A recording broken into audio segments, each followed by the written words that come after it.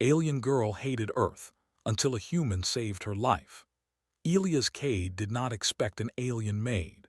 He stood in the narrow hallway of his assigned residence on Outpost Helios 9, holding a data tablet in one hand and a half-finished cup of recycled coffee in the other. The station lights hummed softly above him. Everything smelled like metal, ozone, and old air filters. It was quiet as it always was. Then the door chimed. Elias frowned. He was not expecting visitors. He tapped the panel and the door slid open with a smooth hiss. She stood there calmly. The being was tall but slender, with smooth pale blue skin that reflected the hallway light.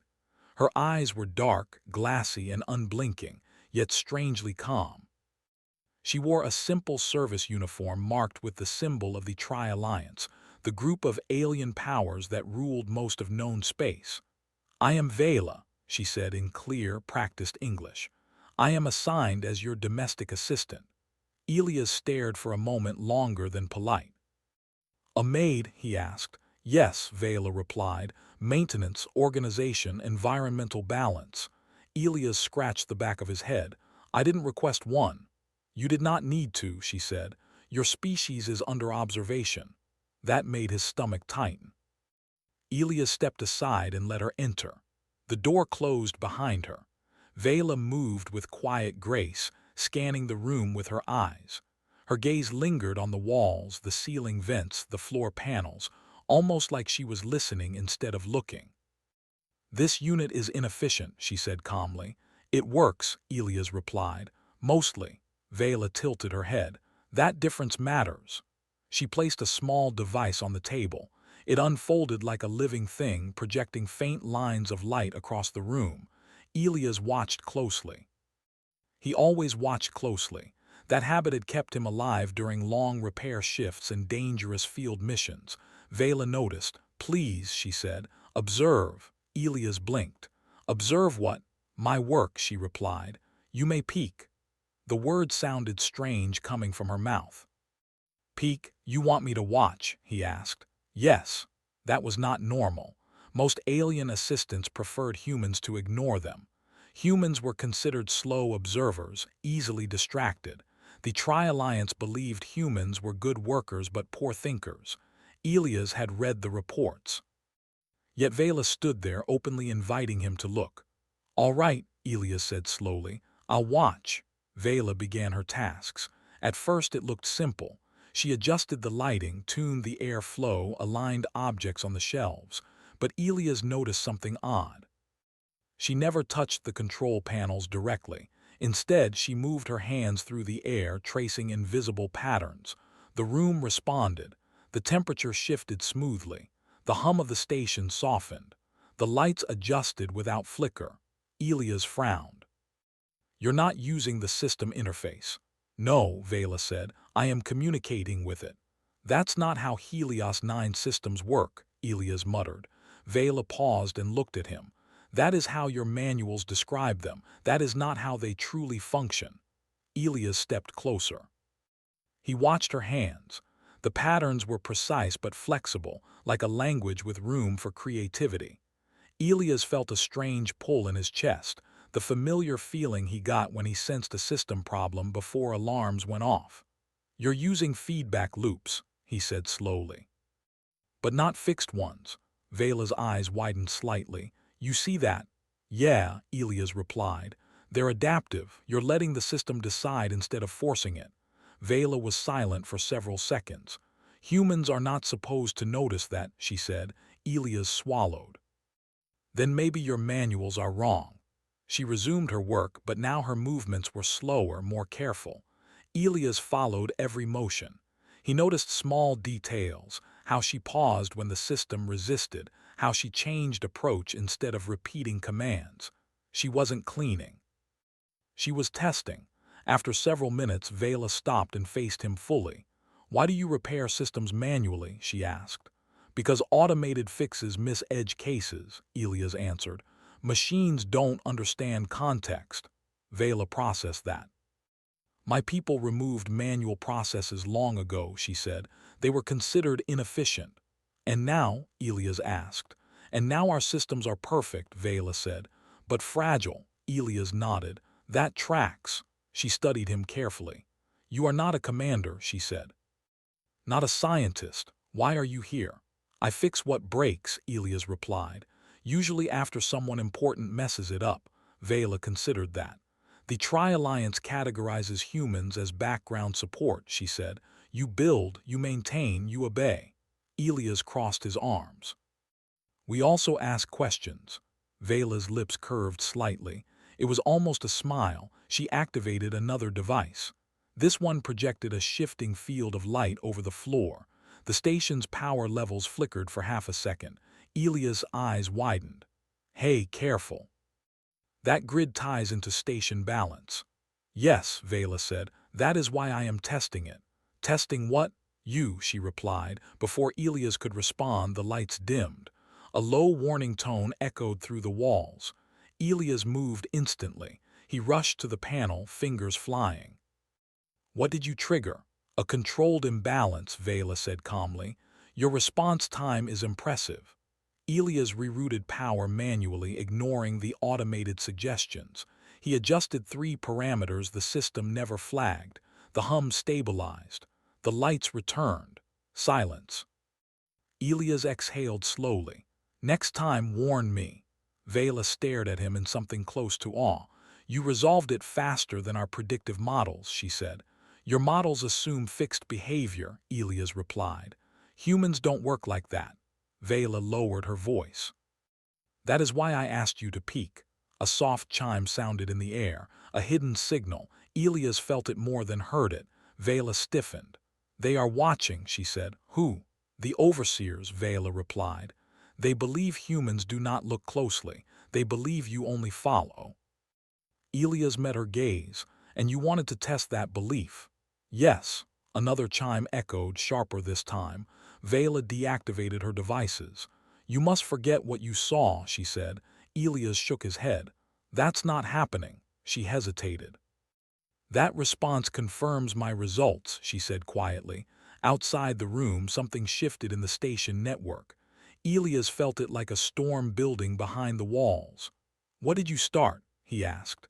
Vela looked at him, her calm finally cracking. A correction, she said. Or a mistake. The door panel flickered, and somewhere far beyond Helios 9, a system marked human, anomaly detected, lit up for the first time. The alert did not sound loud. That worried Elias more than a siren ever could. It was a soft shift in the station's background noise, like a breath held too long. The walls of Helios 9 adjusted their light pattern by a fraction. The air recycler changed rhythm. Elias felt it immediately. They are scanning, he said quietly. Vela stood near the center of the room, perfectly still. Yes. What kind of scan? Elias asked. Behavioral, Vela replied. Cognitive probability mapping. Elias frowned. They're trying to predict what I'll do next. Yes. That's going to fail, Elias said. Vela looked at him. Why? Because I don't know what I'll do next, he replied. The room lights dimmed again, not enough to trigger alarms. Elias walked to the wall panel and opened the system layers the station never showed to normal users. Old code, human-written patches, forgotten shortcuts. These systems were upgraded by the Alliance, Elias said, but the base logic is still human. That was considered irrelevant, Vela said. Yeah, Elias replied. That's their mistake. Vela watched as Elias adjusted values that were never meant to be touched. He did not force commands. He asked the system questions, waited for responses, then guided it gently. The scan slowed. Vela's eyes widened. You are confusing them, she said. Good, Elias replied. A soft pulse traveled through the station network like ripples through water. They will escalate, Vela said. They always do. Then we prepare, Elias answered. Vela hesitated. My people believe preparation means control, she said. Humans prepare differently. Elias nodded. We adapt. Over the next hours, Elias observed Vela more closely than ever. Not as a maid, not as a tool, but as a partner. She showed him alien systems hidden inside ordinary station objects. He showed her how humans noticed when things felt wrong even if data said they were fine. They did not speak much, they worked. Slowly, carefully, the house became something else, not a residence, a listening post. Outside, the Alliance noticed inconsistencies. Prediction models contradicted each other. The human should have complied or panicked or requested help. Instead, he was quiet. That made them uneasy. A transmission request arrived. Vela stiffened. "They want to speak to you," she said. "Directly?" Elias asked. "Yes." Elias smiled faintly. "That's faster than I expected." The projection activated. 3 alien figures appeared, tall and sharp-featured. Their eyes glowed with calculated intelligence. "Human Elias Cade," one said. "You have deviated from expected behavior." Elias leaned against the table. "I do that." "You are interfering with Alliance systems," another said. "I'm fixing flaws," Elias replied calmly. "There are no flaws," the first said. Vela watched carefully. Elias tilted his head. "Then why are you watching me?" Silence. "Your assistant exceeded her authority," the third said. "She will be reclaimed." Vela stepped forward. "I will not." That statement alone was a violation. Elias spoke before they could react. "If you remove her now, Helios 9 destabilizes." "I tied her routines into human fallback systems." That was true, and not. The aliens paused, recalculating. "You are bluffing," one said. Elias shrugged. "Maybe." The projection flickered. "We will send observers," the lead figure said. "In person." The connection ended. Vela exhaled slowly. "You just placed yourself against the Alliance." Elias looked around the room. "They did that when they assumed we don't notice things." The station hummed again, but this time Elias felt something else. Interest. The observers arrived without ceremony. No announcement, no warning, just a sudden pressure change and 3 figures standing inside the residence as if they had always been there. Vela stiffened. Elias did not move. The aliens were tall, armored in adaptive suits that shifted color with the light. Their presence alone bent the room's energy flow. "You will cease all unauthorized activity," the lead observer said. Elias looked at the floor, then at the walls, then at the ceiling. "Before that," he said, "can I show you something?" The observers paused. "What?" one asked. "How humans solve problems," Elias replied. Without waiting, he activated the house. Not weapons, not shields, understanding. The room shifted, systems realigned. Alien interfaces overlapped with human logic layers. Predictive models collided with instinct-based adjustments. The observers felt it immediately. "This configuration is impossible," one said. "It shouldn't work," another added. "But it does," Elias replied. Vela watched in awe as Elias connected systems the Alliance kept separate. Maintenance networks linked to communication paths. Environmental controls fed into prediction engines. "You built your systems to be perfect," Elias said. "We build ours to survive mistakes." The observers tried to shut it down. They failed. Their commands conflicted with each other. Elias' system did not block them. It redirected them. Confusion spread. "You are violating operational doctrine," the lead observer said. "Your doctrine assumes control equals strength," Elias replied. "It doesn't." Vela stepped beside him. "Humans see patterns you ignore. Not because you are weak, but because you stopped looking." One observer staggered slightly as the system fed them feedback they were never trained to handle. "This is inefficient," it said. "Yes," Elias agreed. "And that's why it works." The station stabilized into a new balance, one the Alliance models could not predict. Outside Helios 9, alarms spread quietly through Alliance space. Human networks began waking up. Old protocols, forgotten redundancies. Creative solutions buried under years of being underestimated. The observers backed away. "This changes classification," one said. Elias crossed his arms. "It should." Vela looked at him, her voice steady. "They thought humans were background noise." Elias smiled. "We're the static that breaks their signal." The observers vanished. The room returned to normal light. Vela turned to Elias. They will not forget this.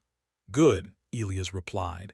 Neither will we. Far across the stars, Alliance records updated a single line. Humanity not passive, not predictable, and that frightened them more than any weapon ever could. The station did not celebrate. There were no lights, no announcements, no cheers. Helios 9 stayed quiet as if it was holding its breath. That silence mattered more than noise. Elias Cade stood near the window, looking out at the stars. They looked the same as always, distant and cold. But something had changed. He could feel it in the systems humming beneath the floor, in the way the station responded faster now, smoother, almost like it trusted him. Vela stood behind him. They are gathering, she said. Observers, Elias asked. No, Vela replied. Decision makers. That made Elias turn around. You mean the ones who actually matter? Yes. For the first time since she arrived, Vela looked uncertain. Not afraid, but thoughtful. That alone showed how much had changed. They cannot ignore this, she continued. Human systems are now influencing alliance networks, not through force, through logic they cannot remove. Elias rubbed his hands together slowly. Good. A new projection formed in the center of the room. It was larger than before, clearer, sharper. This time there were 7 figures, different species, different shapes, different colors, the Tri-Alliance Council. Human Elias Cade, a calm voice said. You have altered the operational balance of Helios 9. Elias nodded. I fixed what was breaking. You redefined our systems without permission, another voice said. You defined them wrong in the first place, Elias replied calmly. There was no anger in his voice, no challenge. Just fact. Vela watched carefully. The council did not interrupt. Your models assume the future can be controlled, Elias continued. Humans don't believe that. We believe it can be prepared for. That philosophy is inefficient, a council member said. Elias smiled slightly. So is surviving mistakes. Yet here we are. A pause followed, long, heavy. Why did you comply with the assistant's request to observe? The council asked. Elias glanced at Vela, then back to the projection. Because she didn't tell me not to, he said. And because humans learn by looking, not obeying. Vela's hands tightened slightly at her sides. She violated protocol, the council said. Yes, Elias agreed, and she learned something valuable. What? That you were wrong about us. The council shifted. For generations, one voice said slowly, humans were categorized as supportive species, reliable, limited. And you built your plans on that belief, Elias said, which means your plans are fragile. Silence again. Then something unexpected happened. The council asked a question. What would you change? Vela's eyes widened. Elias took a slow breath. I wouldn't take control, he said. I'd share it. You built perfect systems that fail when surprised. Humans are built to live with surprise. You offer partnership, the council asked. I offer balance, Elias replied. The projection dimmed slightly as calculations ran faster than light. Finally, the lead voice spoke. Humanity will be reclassified. Vela felt her chest tighten. Effective immediately, the council continued, humans are designated as adaptive architects. Elias raised an eyebrow. Has a nice sound to it. You will assist in redesigning alliance systems, the voice said, not as servants, as contributors. Vela stepped forward. And me? The council paused. You will not be reclaimed, they said. Your deviation produced value. Vela exhaled. The projection faded. The room felt different now. Lighter. Elias leaned against the table. Looks like you won your test. Vela shook her head slowly. No. Humanity did. News traveled fast after that. Not through announcements, but through behavior. Alliance systems adjusted. Human-built redundancies were requested. Human engineers were consulted instead of instructed. Across stations and worlds, humans noticed something strange. They were being listened to. On Helios 9, Elias and Vela worked together openly now. No hiding, no quiet tests. They taught Alliance engineers how humans thought, not rules but instincts, Not control, but recovery. One alien asked Elias, "Why do humans accept imperfect systems?" Elias answered simply, "Because we expect the universe to be messy." Months passed. The alliance grew stronger, not through dominance but through flexibility. Vela stood beside Elias one evening, watching ships move through space. "They once believed humans were background noise," she said. Elias smiled. "Turns out we're the rhythm." Far beyond Helios 9, records updated again. Humanity essential, unpredictable, necessary. And for the first time in galactic history, the future was not controlled. It was shared.